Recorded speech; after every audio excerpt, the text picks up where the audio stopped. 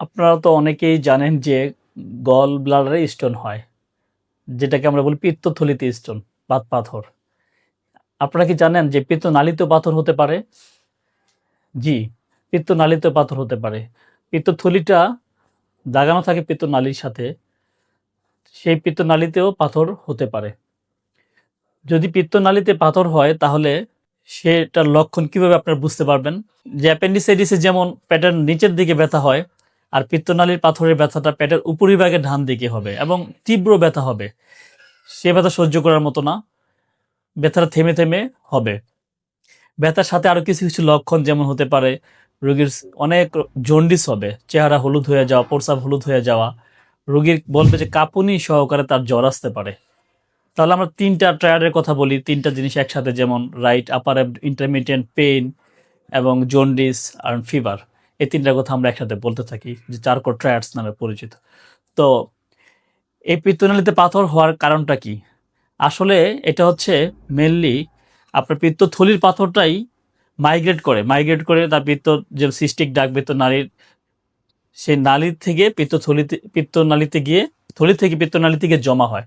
কিন্তু কিছু কারণ আছে, যেমন সাধারণ অল্প কিছু কারণ পিত্তনালীতে পাথর হওয়ার তার নিজের প্রাইমারি পাথর হওয়ারও কারণ আছে। যেমন যদি ইনফেকশন হয় অথবা পিত্তরস যদি দীর্ঘদিন জমে থাকে, স্ট্যাগন্যান্ট হয়ে জমে থাকে এক জায়গায়, বা ইনফেকশন হয়, তখনও তার পিত্তনালীর নিজের কিছু পাথর হতে পারে। তাহলে কাদের পিত্তনালীর পাথরটা বেশি হবে?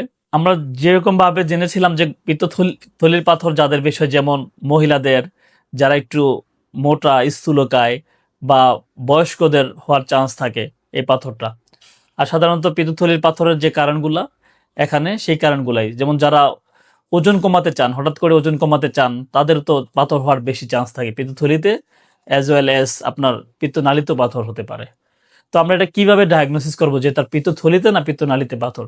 সাধারণ একটি পরীক্ষা, যেমন আমরা আল্ট্রাসোনোগ্রাম আপার অ্যাবডোমেন বা হোল অ্যাবডোমেন করলেই আমরা এটা খুব সহজে ডায়াগনোসিস করতে পারি।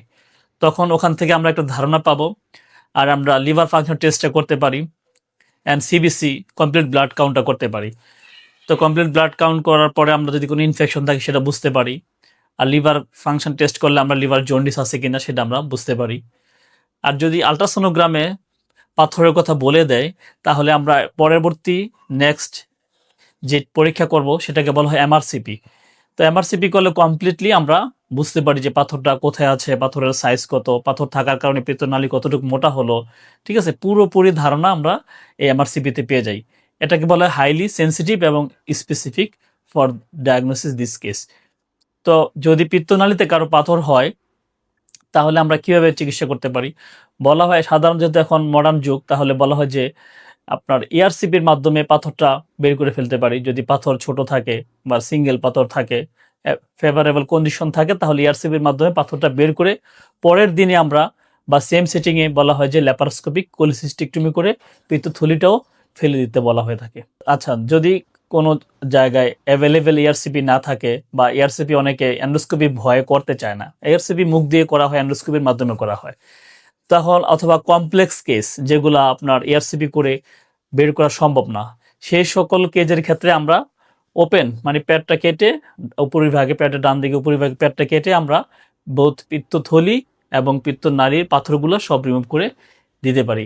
এটা খুব সহজভাবেই করে দিতে পারি। তো আপনাদের ভয় পাওয়ার কোনো কারণ নেই যে পিত্তথলি বা পিত্তনালীতে পাথর হলে এটার এখন খুবই অত্যাধুনিক চিকিৎসা অ্যাভেলেবেল সব জায়গায়। তো আপনারা ভয় পাবেন না, বিশেষজ্ঞ সার্জনের পরামর্শ নেবেন। অবশ্যই আপনাদের সুস্থতা কামনা করি।